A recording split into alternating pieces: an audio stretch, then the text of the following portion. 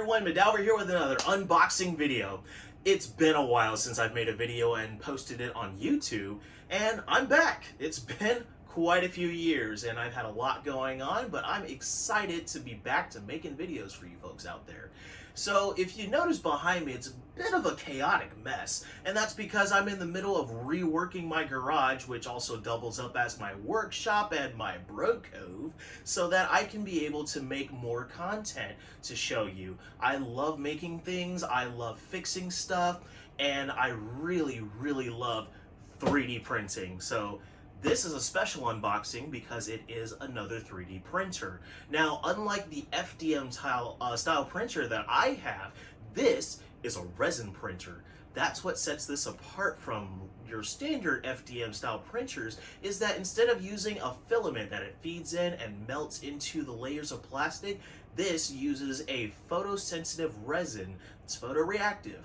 And what it does is, as it goes through layer by layer, it shines a UV light which cures sections of resin in order to create your print.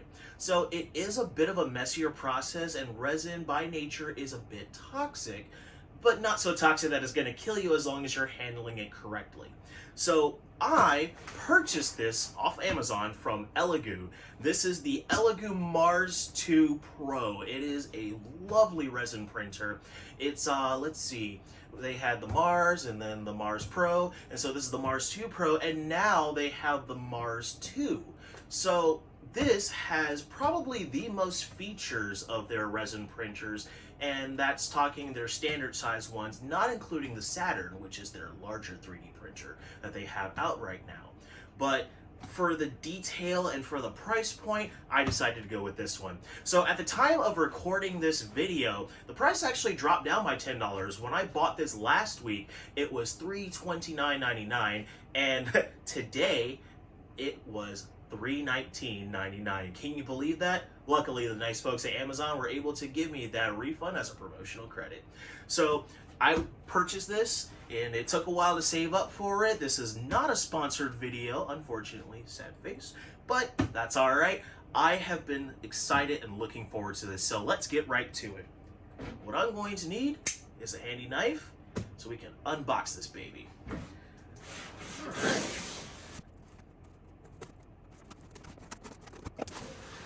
So it's about the moment of truth. Here we go as I go into this new adventure, 3D printing.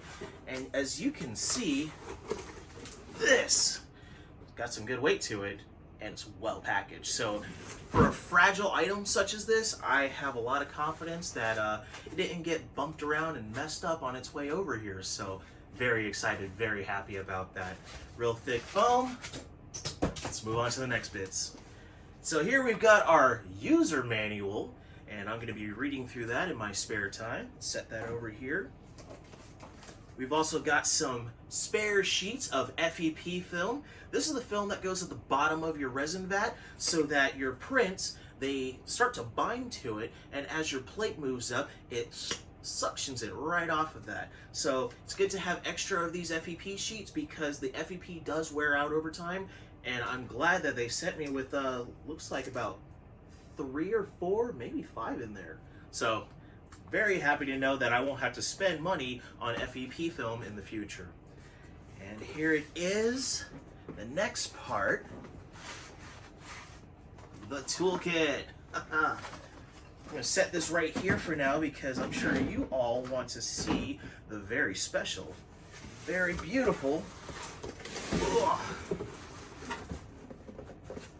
here it is, the Mars 2 Pro.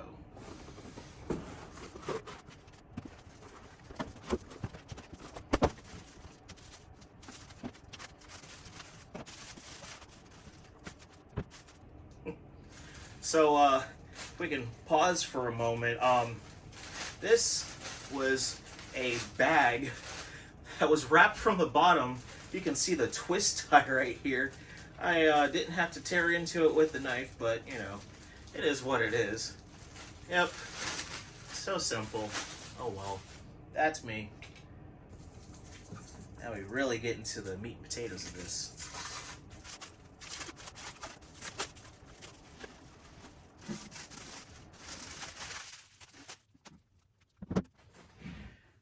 So for those of you having a bit of a freak out there, yes, I'm going to clean it up, don't worry. I am not going to just litter my garage. It's already full of stuff, as you can see. But yeah, here it is. So we've got the protective cover right here, and all this dense foam. Look at it. Let's see if I can wedge this off. Most definitely, nothing got jostled around in the shipping. See if I can gently slip this off.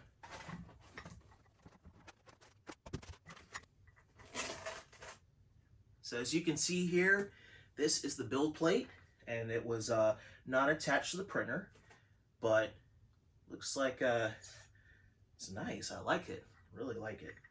Now, it is cold here where I'm at in Florida, and it's 43 degrees right now, so this is a garage that I'm in with just about no insulation. It's all cinder block walls, so it is a bit chilly in here, and the metal is so cold. I love the feeling of cold metal.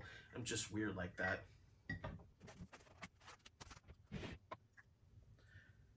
So, something interesting, because I've been doing a lot of research on these resin printers out on YouTube, and especially the Elegoo series of printers.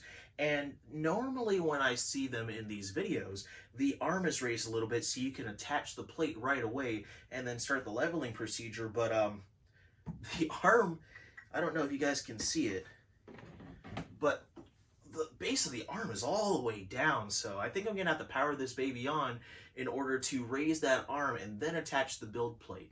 So in the meantime, at the very least, I can show you, you guys can see, this looks great. I love the coloring scheme, it's really nice. And I'm a bit blinded by the light coming from my ring light that's holding my camera. But it looks like there's a bit of grease for the bearing system over here, which is fine. I can wipe that up, no problem. A little bit of a grease splatter, but that's okay. As long as everything works, that's all that matters. So you can see at the back side of the printer is where we have the power port, as well as the power switch, which is on. Let's go ahead and turn that off for safety. When we plug it in, we don't want it to have it in the on position by accident. Not good. And for those of you who are wondering about getting the Mars 2 Pro, the front is where your USB port is. So in my personal opinion, I think that's going to be very handy. My FDM printer, the USB port is on the side. And while that can be nice, sometimes it does get a bit in the way because of how I have it positioned in my living room. So I like to have the port at the front. And this is going to be in a location where people aren't going to disturb it.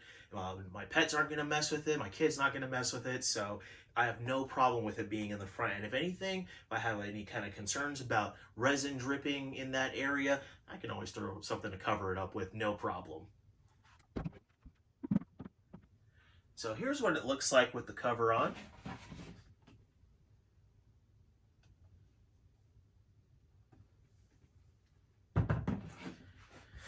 Now, before we get into anything further, I want to look inside the toolbox and see what we got. So let's look at this toolkit right here. All right, we got some hex keys with some, looks like some small screws and some bigger hex screws. So it looks like we have small and larger hex screws, and these look to be replacement screws in case you have to do any kind of work and tinkering to your printer. So that's nice to have these extras in case you have one fall and go AWOL. So thank goodness for that.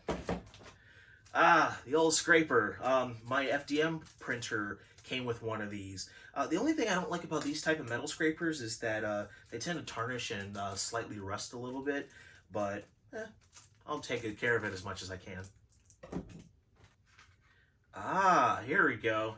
Looks like we have our snips. Let's see what they call these here.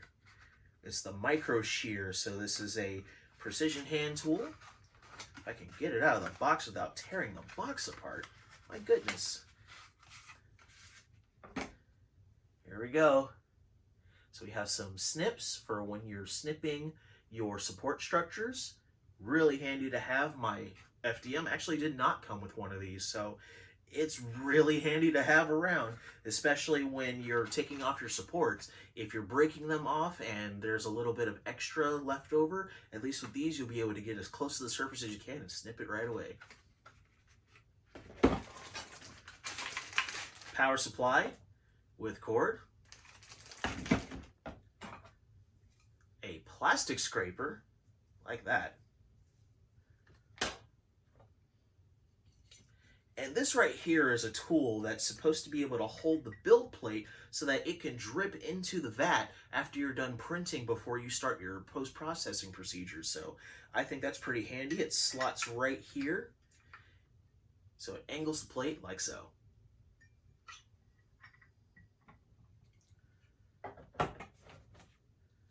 Aha! We have a measuring cup.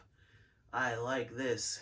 And it comes with some gloves, which I'm probably going to use some black nitrile gloves, and the USB stick, the one that you see in all the videos out there. Here it is. We have our paper filters right here. And you can see with these filters, there's actually a mesh inside so that when you're draining your vat, you make sure to catch any little resin bits and any kind of things that might contaminate your resin when you pour it back inside the bottle. So it's really nice. Now, from what I've seen in other videos, it might be convenient, or more so convenient, to have an actual plastic funnel, like something I can get quick from the dollar store or automotive store like Harbor Freight, for instance, and then put the paper filter on top of it and drain your resin that way. So I got a whole pack of filters right here, like that. And we got some masks. All right. I know the dark times are here, but just kidding. These are because resin is, like I said, mildly toxic. So you really don't want to breathe in the fumes that come from resin, so they supply you with these masks. Now, these are, they look kind of like a charcoal activated mask. I'm going to take a quick sniff. I don't smell anything. I don't think you're supposed to with charcoal filters anyway, but it is nice to know that at the very least I've got something to protect myself with. Now, I do actually have a better mask than these. Let me show you. So this mask right here I have, and it's got these extra filters here on the sides and a carbon filter inside. So I'm likely going to be using this at the very least for starting off with my printer until I can upgrade to something a lot better, like one of those 3M masks with the big filters on the side. I would like to use one of those, but in the meantime, got this for my mask protection. It looks like last but certainly not least is the seal for the vat, or the printer cover. So we have our seal for the bottom of this. I'm not sure if I'm going to use it. I might. I think I'm going to give it a try at the very least. I see a lot of people online complaining about this. I'm going to give it a shot. And if I like the way it goes and it starts slipping around, but I prefer to use it and it's not getting in the way of taking the cover on and off, I might just put a couple of drops of glue and adhere it so that it can stay put for years to come. Bye-bye, box. So yeah, I'm really excited and looking forward to this. Like I said, this is just going to be a quick unboxing video, and in the next one I'm going to do some test prints with this and see how it turns out. So thanks all for watching. I hope you all had yourselves a great time. Adalver here once again, wishing you all a great day.